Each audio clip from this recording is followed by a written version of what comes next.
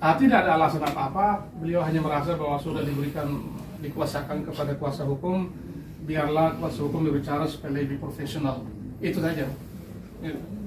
Bang, bicara soal kehadirannya Mas Dito nih Bang, kemarin kan juga ada kasus dia dipanggil di Polres Jakarta Selatan atas kasus saksi di penyekapan supirnya Nindi nih. Ini kenapa nggak mau datang-datang Bang? Dipanggil jadi saksi berkali-kali Bang, gimana nih Bang? Oh begini, ya.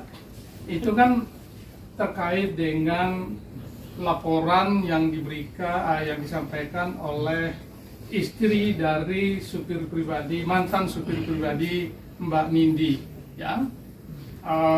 Begini, dapat saya sampaikan bahwa kita sangat kooperatif. Mbak Nindi dipanggil, sudah panggilan pertama tidak sempat datang oleh karena hari itu menjelang Hari Raya Idul Adha sehingga ada acara keluarga, dan kuasa hukum Pak Vino mendatangi pihak penyidik untuk menyampaikan situasi tersebut, halangan tersebut, alasan daripada ketidakhadiran itu. Jadi kita sangat kooperatif berkoordinasi dengan penyidik untuk menyampaikan alasan-alasan yang patut mengapa tidak hadir dalam panggilan yang pertama sebagai saksi. Lalu panggilan kedua Senin berikutnya juga tidak berkesempatan hadir oleh karena, dan itu pun kita komunikasikan dengan pihak penyidik, oleh karena terdapat fakta bahwa sejak adanya laporan terhadap Nikita Mirzani di Polres Serang Kota, sejak saat itu tekanan, intimidasi dan teror terhadap Mbak Nindi juga meningkat. Termasuk menjelang deadline dari pemenuhan panggilan yang kedua tersebut, ada pihak-pihak tertentu yang menelpon dengan menggunakan kata-kata yang sifatnya intimidatif dan cenderung melecehkan, dan ada juga fakta di mana ada pihak tertentu yang membuntuti bahkan menongkrongi di sekitaran kediaman Mbak Nindi selama 4 hari berturut-turut, sehingga menimbulkan ketakutan, ketidaknyamanan bagi Mbak Nindi. Atas dasar tersebut kemudian demi pertimbangan keamanan diputuskan untuk tidak dulu memenuhi panggilan tersebut. Namun demikian, perlu kami tegaskan bahwa kami terus berkoordinasi dengan pihak penyidik Polres Jakarta Selatan sehingga proses pemeriksaan dapat berjalan dengan baik. Secara prinsip kita kooperatif untuk pemeriksaan tersebut. Tapi panggilan ketiga juga dibilang mangkir Bang, Senin kemarin Bang. Itu kita belum menerima panggilannya sama sekali, ya. Akan dijemput paksa seperti apa tanggapannya Bang? Maksudnya polisi bakal jemput paksa? Ada Mencari, saya Bang, gimana mencari keberadaan Nindi sama Dito Bang?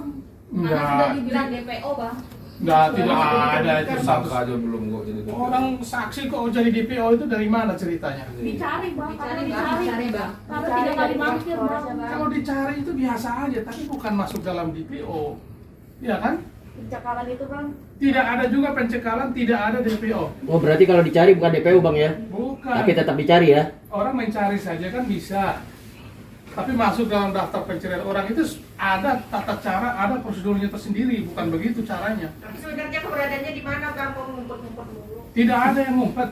Kita sudah menyampaikan secara komunikatif kepada pihak Polres, penyidik Jakarta Selatan, dan kita sedang terus melakukan komunikasi dan koordinasi agar proses pemberkasan pemeriksaan dapat dilangsungkan dengan baik. Tapi kan sudah dilakukan pemanggilan Bang. Tanya Bang, karena selama kasus ini bergulir nggak ada kelihatan gitu, bahkan memberikan keterangan pun tidak.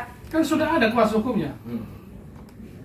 Apa Bang, masalahnya? Bang, kalau Nindi merasa ada ancaman, itu kan ancaman Bang ya, teror segala macam. Kenapa nggak ke lembaga perlindungan saksi? Kita sedang mempertimbangkan itu untuk ke LPSK dan juga mempertimbangkan itu ke Komnas Perempuan dan Anak. Bang Kalau itu ada kan panggilan lagi dari yang ketiga mungkin kalau belum diterima, sekarang besok diterima akan hadir kan? Kita akan kooperatif, ya. Kooperatif dalam artian akan hadir Nindinya atau seperti apa Bang? Iya, kita kooperatif artinya kita memenuhi panggilan penyidik. Kapan Bang? Kapan tuh Bang memenuhinya Bang? Kapan Dijadwalkan udah pemanggilan ketiga infonya Bang? Kita belum tahu, kita belum menerima panggilan tersebut. Oh belum menerima. Oh, berarti polisinya bohong nih ya Bang? Tidak, kamu jangan provokatif. Polisi itu tidak berbohong, kamu nanti bisa kena itu bilang polisi berbohong. Hati-hati kalau bicara itu. Ya, wartawan juga harus belajar berhati-hati bicara, jangan provokatif. Polisi tidak berbohong, ya. Tentu polisi punya kewenangan untuk melakukan panggilan tersebut. Persoalannya pada komunikasi. Mungkin saja itu belum nyampe ke pihak kuasa hukumnya atau Mbak Nindinya. Jangan pakai istilah-istilah seperti itu ya. Bang, surat sebelum nyampe apa ada mau datang duluan gitu?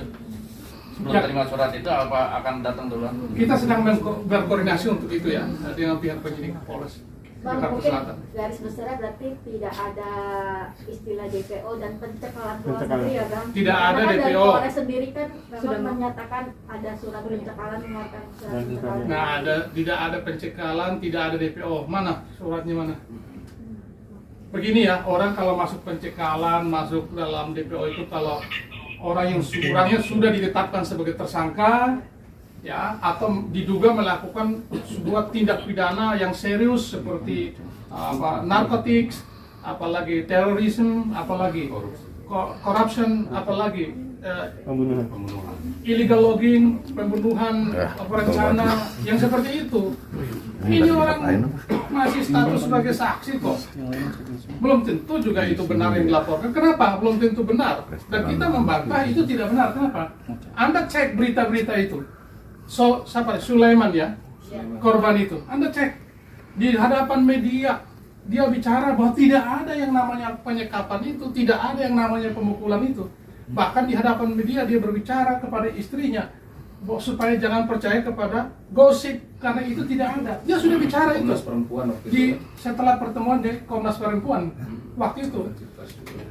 Lalu orang itu sendiri, korbannya sendiri sudah menyatakan tidak ada pelakunya, korban yang mengaku sebagai korban itu pasal 333 KUH pidana ya, perampasan kemerdekaan.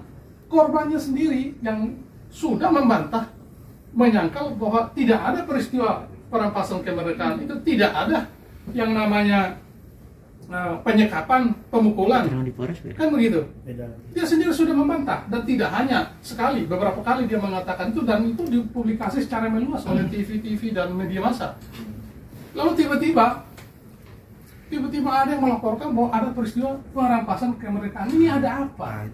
Kita menduga ada pihak-pihak tertentu yang mencoba menunggangi kasus ini untuk kemudian dimaksudkan sebagai mendegradasi eksistensi atau martabat dari Mbak Nindya dan Mas Dito. Itu saja. Jadi apa kepentingannya? Kalau orang itu sudah mengatakan saya tidak pernah disekap, saya tidak pernah dipukulin, kok tiba-tiba ini dilaporkan, apa masalahnya? Bang Bintang, tapi pada saat Sulaiman dikasih keterangan di Polda itu pemeriksaan awal Juli itu dia tertolong Bang, kalau dia juga dipukul sampai di Polres sampai dia ada kepalanya atau mana visumnya? Kamu bisa tunjukkan visumnya mana? Keterangan dari korban Bang. Kalau begitu saya juga bisa. Saya bisa ngaku-ngaku aja, saya kehilangan ingatan saya karena dipukul oleh seseorang. Peristiwanya tahun lalu, bisa nggak dibuktikan itu? Tapi Bang, kenapa Mbak Nindi nggak mau preskon ya sampai saat ini? Untuk klarifikasi lah intinya begitu. Ya, sudah diberikan kepada kuasa hukumnya. Kami juga kuasa hukumnya Mbak Nindi, jadi tidak ada masalah dengan itu. Sepasang ya Bang? Jadi selama belum ada bentuk seperti visum itu masih membantah adanya. Kita bicara ini hukum. Anda menuduh orang melakukan sebuah tindak pidana kejahatan, tentu harus ada buktinya. Anda mengaku bahwa Anda tulalit, Anda tidak bisa berpikir oleh karena penyekapan itu. Bagaimana cara membuktikannya? Saya mau tanya, peristiwa itu sudah terjadi pada bulan, kalau tidak salah, Februari tahun yang lalu, kalau saya tidak salah 2021, 1 tahun sebelumnya. Bagaimana Anda bisa membuktikan itu? Coba, ayo, saya tantang nih, gimana cara membuktikannya? Bahwa peristiwa dia tulalit atau lupa ingatan atau sering tidak berpikir jernih itu karena peristiwa itu. Bagaimana cara membuktikannya? Apakah ada visum yang menyatakan seperti itu? Jadi jangan juga menuduh tanpa dasar, tanpa bukti. Karena itu juga berbahaya. Bisa menjadi ancaman tersendiri, pidana tersendiri. Mencemarkan nama baik orang lain. Begitu ya? Bang, sekedar penegasan aja Bang, artinya kehadiran Mbak Nindi dan Pak Dito itu bukan berarti menghindar dari pelaporan Bang ya? Kita tidak menghindar, hanya alasannya tadi kita udah sampaikan tadi ya. Oke. Ini boleh. Sip.